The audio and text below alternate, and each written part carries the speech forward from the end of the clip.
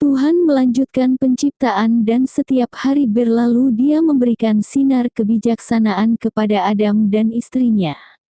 Menurut cerita dikatakan bahwa ketika Adam diciptakan dari tanah liat bersama dengan seorang wanita, pada saat yang sama dikatakan bahwa wanita pertama yang dimiliki Adam bernama Lilith di bumi.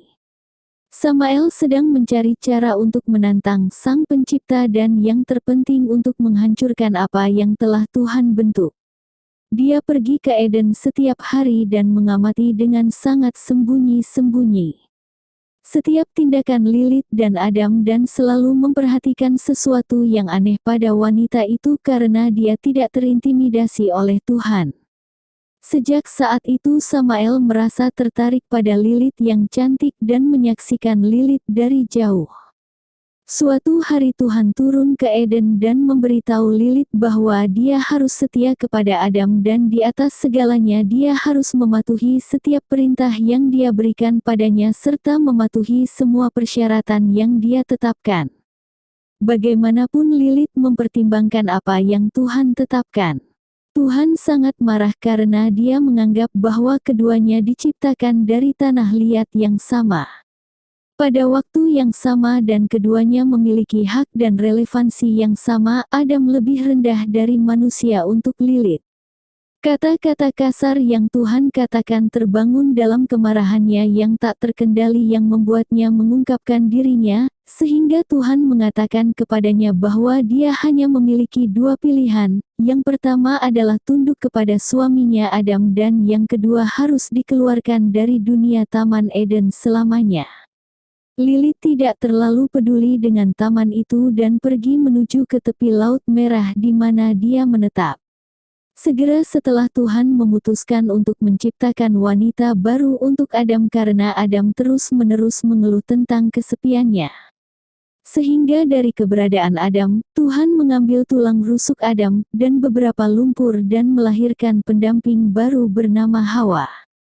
Dari kegelapan Samael mengamati semua yang terjadi, sampai suatu hari keduanya jatuh cinta, sehingga mereka menjadi pasangan yang melahirkan ribuan anak iblis, yang dengannya mereka membuka jalan menuju kegelapan, menciptakan Avernus sebagai kerajaan yang kuat dan sebagai kerajaan surga. Itu sendiri Tuhan melihat bahwa Lilith dan Samael mengganggu bumi dengan anak-anak mereka dari roh kegelapan. Tuhan memerintahkan mereka untuk membunuh 100 anak setiap hari untuk waktu yang lama. Namun Lilith dan Samael terus memiliki banyak anak. Menurut cerita yang dikatakan bahwa Tuhan telah mengebiri malaikat gelap Samael untuk mencegah reproduksinya, juga dikatakan bahwa ketika Lilith melihat suaminya dikebiri dia meninggalkannya selamanya. Meskipun dalam versi lain dikatakan bahwa keduanya memerintah kegelapan selama ribuan tahun untuk menggulingkan Tuhan dari singgasananya. Menurut keyakinan Ibrani mengatakan bahwa Samael secara bersamaan adalah pangeran dari semua malaikat dan pemimpin besar dari semua iblis dan bahwa malaikat yang kuat ini memiliki kekuasaan atas surga, ilmu pengetahuan dan planet-planet. Juga dikatakan bahwa Samael mengusulkan untuk menciptakan dunia lain untuk mengambil alih posisi pencipta yang akan menjadikannya seorang setengah dewa. Samael menjadi nama ketiganya. Sehingga bagi orang Ibrani dikatakan bahwa malaikat tertinggi Samael yang menanam pohon kebijaksanaan di Taman Eden, karena dia ingin Adam melanggar hukum Tuhan dan ingin dia melakukan dosa dengan harga berapapun. Menurut cerita lain dikatakan bahwa Samael menggoda Hawa untuk memakan buah dan dengan demikian mengarahkan Adam untuk melakukan dosa yang sama. Dikatakan bahwa ular itu adalah penyamaran jahat Samael.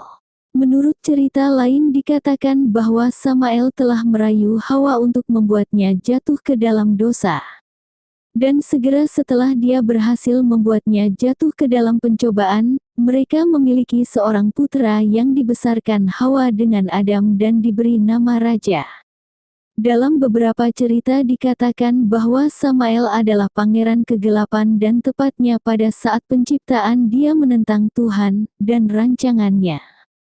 Tuhan telah mengatakan bahwa Dia akan menciptakan dunia dari cahaya dan kejelasan. Samael mengatakan kepada Tuhan mengapa tidak memasukkan kegelapan dalam ciptaannya karena itu adalah hal yang paling masuk akal untuk dilakukan.